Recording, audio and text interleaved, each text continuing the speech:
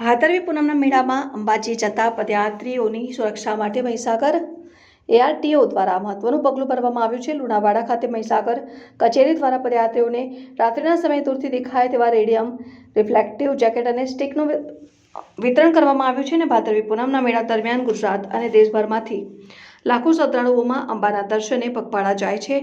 આ યાત્રા દરમિયાન રસ્તા ઉપર અકસ્માત ન થાય તે માટે મહીસાગર ARTO કચેરીના ARTO अधिकारी CD पटेल मार्गदर्शन हेठळ ARTO इंस्पेक्टर मयूर Patel TP द्रांगिया AV Modiya MK Patel અને SV વર્માની ટીમ દ્વારા સેવાકીય કાર્ય હાથ ધરવામાં આવ્યું હતું।